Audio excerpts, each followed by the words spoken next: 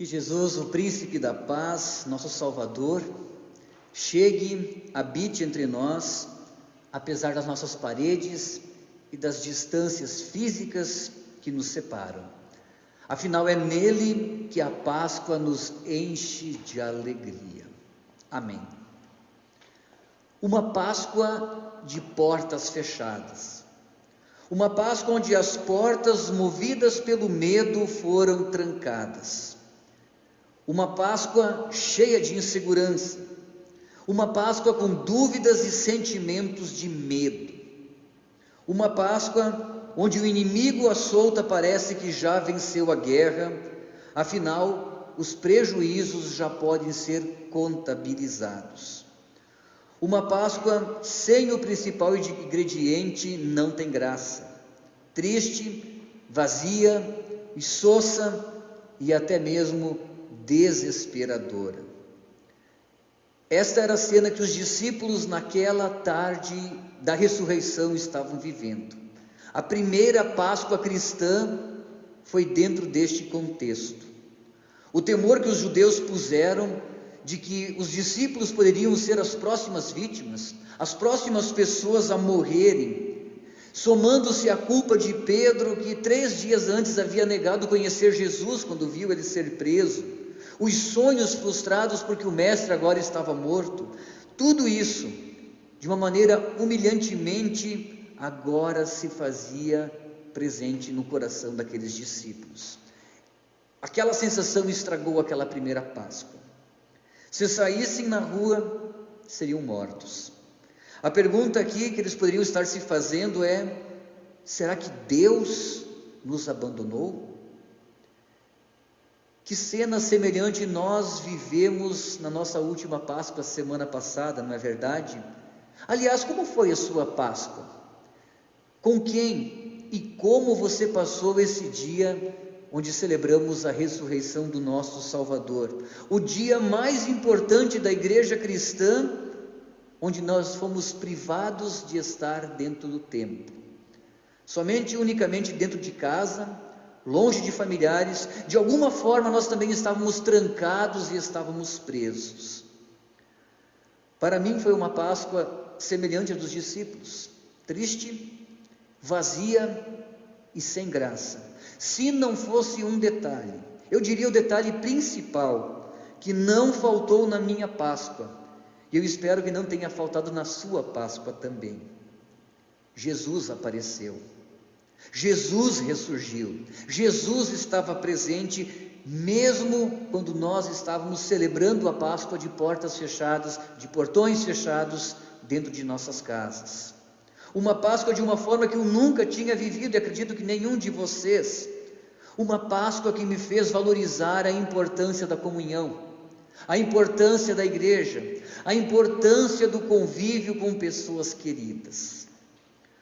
O primeiro resultado da Páscoa foi sim, alegria indescritível quando Jesus apareceu entre os discípulos, mesmo aqueles que estavam de portas trancadas, mesmo aqueles discípulos que estavam de quarentena também, Jesus lhes ofereceu a paz. Aliás, esta paz, a paz verdadeira, a paz que procede de Deus, a paz que nos consola com a certeza da ressurreição, é o motivo pelo qual hoje nós estamos ainda de portas fechadas, louvando ao nosso Deus.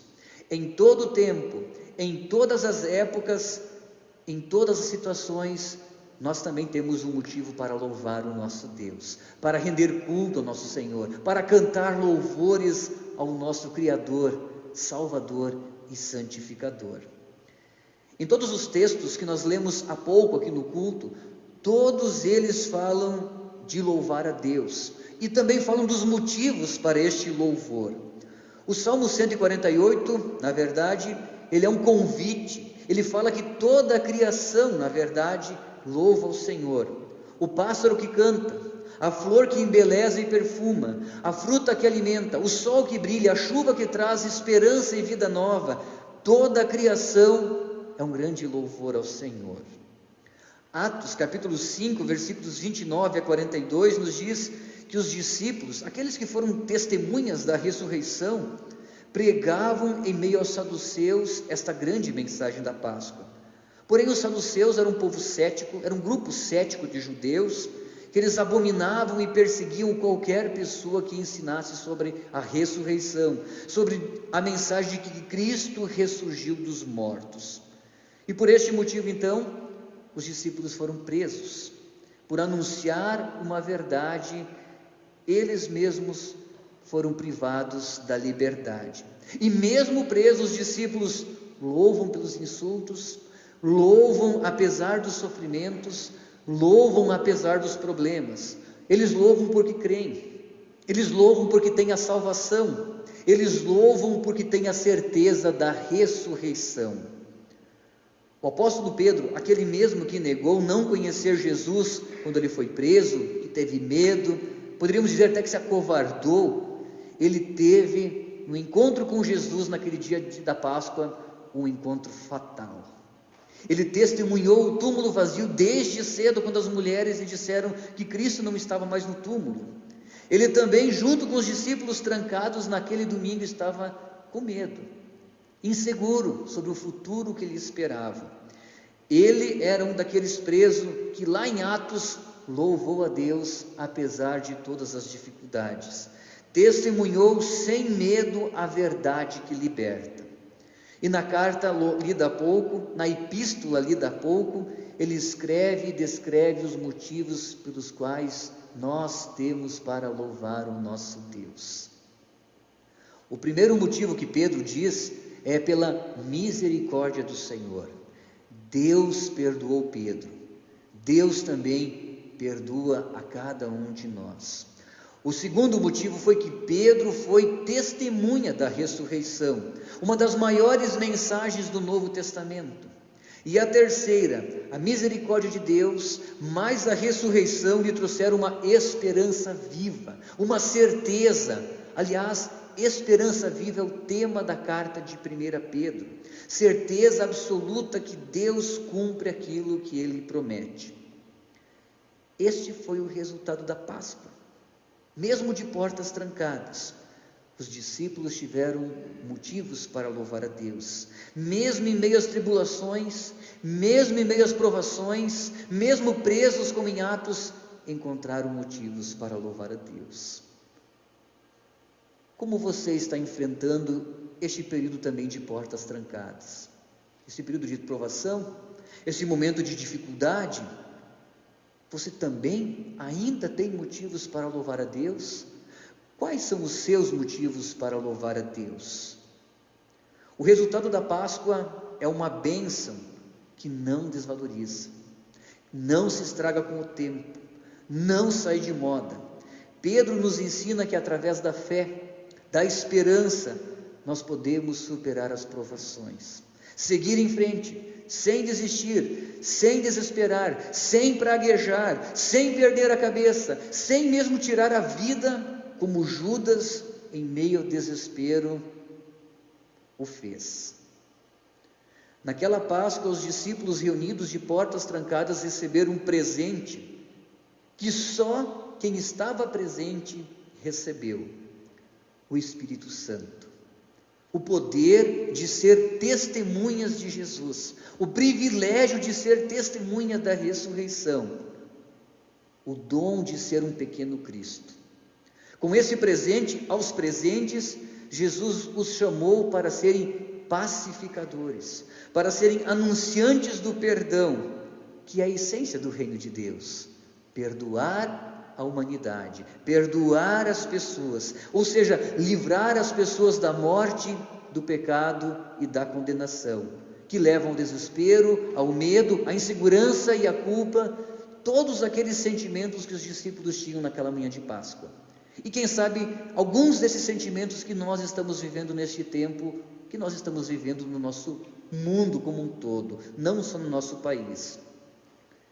Jesus consolou corações atribulados e carregados de culpa e de medo. É isso que Ele faz conosco, está fazendo conosco neste momento. Quando ainda celebramos a Páscoa, ainda celebramos ela de portas trancadas, Cristo quer consolar os nossos corações atribulados. Cristo quer tirar a culpa dos nossos pecados que pesam sobre os nossos ombros, que nos arrancam a tranquilidade do sono à noite pela nossa consciência. Porque o inimigo que quer nos matar afundado no pecado, ele está assim, solto por aí, às vezes dentro mesmo das nossas portas trancadas.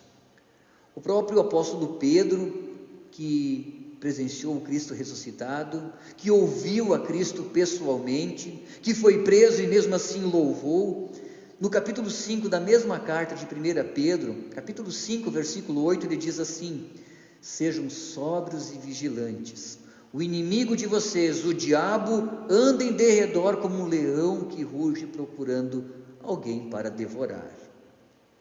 Ser sóbrio é não perder a cabeça. Ser vigilante é não fazer pouco caso. Por isso o que Tomé perdeu naquele domingo de Páscoa não foi simplesmente uma aparição, embora já seria uma grande coisa, mas ele perdeu o chamado. Que chamado foi esse? O chamado que Deus já te incluiu, o chamado e as armas para que você possa lutar contra o diabo, o chamado que te dá a salvação, o chamado que te dá motivos para louvar, o chamado que te dá motivos para ser um instrumento de Deus onde Deus te colocou, um pequeno Cristo, como diz Martinho Lutero, o chamado que te dá motivos para ser um pacificador, livrar as pessoas da morte e do pecado, conceder-lhes o perdão e a paz.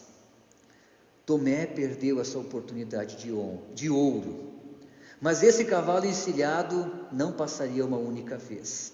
Deus lhe daria uma nova oportunidade, Jesus lhe apareceria numa nova chance, e no outro domingo, o domingo agora que nós estamos vivendo, o segundo domingo no tempo da Páscoa, os discípulos estão novamente reunidos.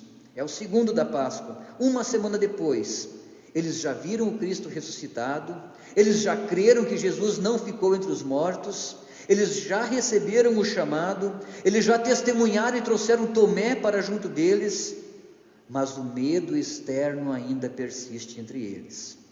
As portas ainda estão trancadas. Pela fé, eles não viraram super-heróis que saíram desafiando todo mundo, nem tudo e nem todos. O principal está ali, mesmo de portas trancadas, porque Jesus está presente com eles, lhes dando a sua paz e mesmo nas dificuldades, motivo para louvar. E neste dia, diante do cético Tomé, nós ouvimos uma das maiores confissões de fé dos evangelhos, quando Tomé vê a Cristo e diz: Senhor meu e Deus meu. O grande sinal que Tomé teve fez ele acreditar. Para crer é preciso ver sinais. Tomé teve os sinais e Tomé creu. O grande sinal que Deus está nos dando é o testemunho vivo dos discípulos nesta noite. Mesmo diante de catástrofes, desespero, morte, medo, insegurança, Cristo vive. Ele vive. E é esta mensagem que tem que estar sempre presente em nossos corações. O nosso grande sinal é a própria palavra de Deus, que revela o Salvador que vive. Se você desconhece ou despreza esta palavra de Deus, então não é de estranhar a tua dúvida, o teu medo, a tua insegurança, a tua culpa e até mesmo a tua frieza espiritual. Se você não vê os sinais de Deus pela palavra, você vai ser muito pior do que um Tomé. Na verdade, você está mais próximo de um Judas, que pode ser levado ao desespero, do que um Tomé, que duvidou, mas ao vendo os sinais, lhe abriram os olhos da fé. Hoje Deus está te dando mais uma oportunidade, assim como deu a Tomé. A cada semana Deus continua nos dando essas oportunidades, sempre que nós nos reunimos para um culto, seja ele de portas abertas ou fechadas, aqui no templo ou agora nesse período específico, dentro de nossas casas. Deus quer trabalhar no nosso coração os sinais, a fim de que a nossa confissão de fé seja: Jesus, Senhor meu e Deus meu. Este é o tempo da graça. Hoje é o dia da graça. Jesus diz a você: paz seja convosco.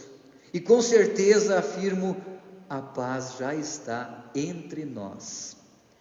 Existe motivo melhor para nós louvarmos a Deus?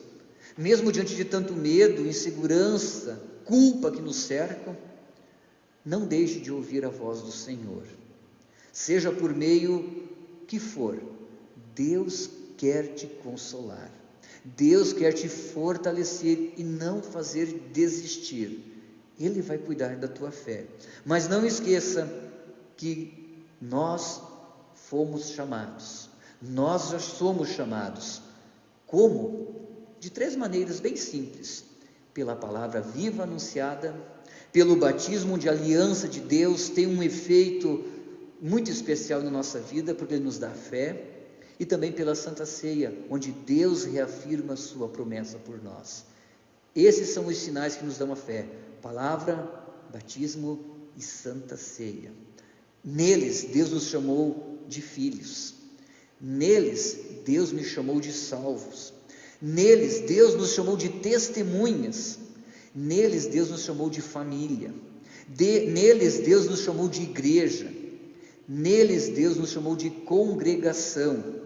Neles, Deus nos chamou de comunidade, uma comum unidade no mesmo Salvador, apesar das diferenças. Mas antes de tudo, Deus nos chamou ao arrependimento. Deus nos chamou a ter uma vida humilde. Deus nos chamou à fé. A pergunta continua sendo em nosso tempo agora: será que Deus nos abandonou? É claro que não. Deus está presente, Cristo está presente, Cristo está dentro da sua casa neste momento, porque Ele mesmo disse: onde 2 ou mais estiverem reunidos em meu nome, ali eu estou no meio deles. Ali acontece uma igreja. Neste momento nós estamos reunidos numa só fé. A grande mensagem da Páscoa é esta alegria. Louvemos ao Senhor sempre, louvemos ao Senhor apesar, louvemos ao Senhor diante, que a nossa vida seja um louvor ao Senhor, que nos deu a vida, que nos deu a salvação, que nos deu a vida eterna, e por isso todos juntos podemos dizer: obrigado, Jesus, Senhor meu e Deus meu. Que a paz esteja contigo hoje e sempre. Amém.